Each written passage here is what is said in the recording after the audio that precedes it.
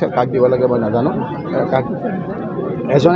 এজনৰ লগত একেবাৰে তেওঁ হেতাৰ ওপৰত লগাইছে তেওঁৰ গুলিৰ শব্দও মই শুনিছোঁ বোধহয় ওপৰলৈ দিছে তাৰপিছতে আমাৰ যি তিনিখন আমাৰ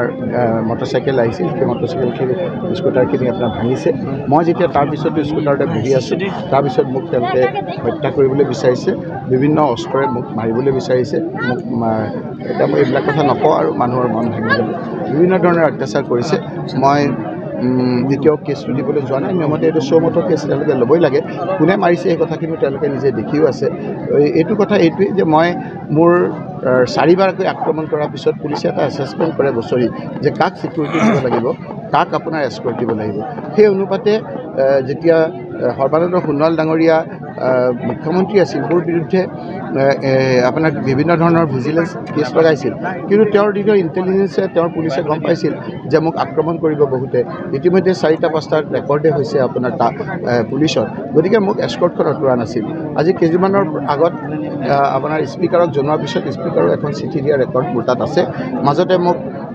তেওঁ এস্কৰ্ট দিলে কিন্তু পিছত আকৌ এস্কৰ্টটো উঠাই দি আজিৰ তাৰিখটোৰ লগত ডাইৰেক্টলি মুখ্যমন্ত্ৰী জড়িত নহয় এছ পি কোৱাৰ পিছত অন্ততঃ এছ পিয়ে এইখিনি কথা ল'লেহেঁতেন অচিয়ে অন্ততঃ নিজেই দায়িত্ব লৈ এই কামখিনি অকল মোৰ মিটিঙলৈ ইয়ালৈ অহাৰ ক্ষেত্ৰত অকণমান সুবিধা কৰি দিলেহেঁতেন গতিকে তেওঁ ভাবিছে যে একফালে গৌৰৱ গগৈক আক্ৰমণ কৰিছে একফালে ভূপেন বৰাৰ পৰিয়ালক তেজপাৰ আদি কৰি পেলাই আপোনাৰ বিভিন্ন ধৰণেৰে তেওঁ আজি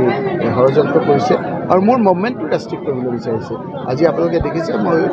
ধুবুৰীলৈ গৈছোঁ তাতো কোচ ৰাজবংশী মানুহসকলে আহিছে বিভিন্ন জাতি সম্প্ৰদায়ৰ লোকে আজি কংগ্ৰেছলৈ আগুৱাই আহিছে আজিৰ তাৰিখটো বৰ গুৰুত্বপূৰ্ণ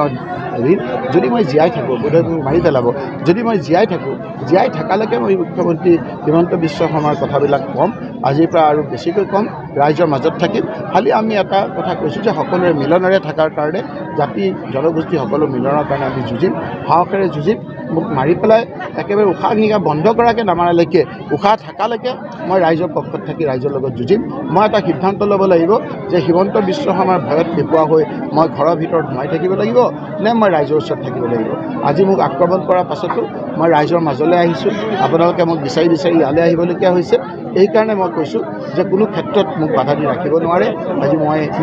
কংগ্ৰেছৰ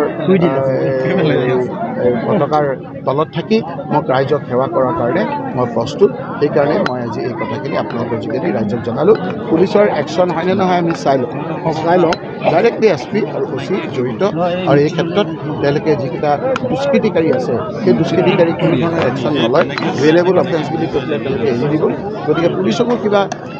আপোনাক কৈ পেলাই লাভ আছে বুলি মই নাভাবোঁ এনেকৈ বহুতো কৈছোঁ আপোনালোকৰো বোধহয় সাংবাদিকসকলেও আজি আপোনাৰ যিটো যদি লাইভ টেলিকাষ্ট হৈ আছে লাইভ টেলিকাষ্ট নহ'লেও কাট এণ্ড পেষ্ট কৰি কিখিনি কথা উঠায় সেই কথাখিনিতো আমি নাজানো কিন্তু মোক এনেকৈ কৰাটো মই ভাবোঁ যে এইটো এটা হিমন্ত বিশ্ব শৰ্মাই যে ভয় খাইছে সেইটো এটা জ্বলন্ত উদাহৰণ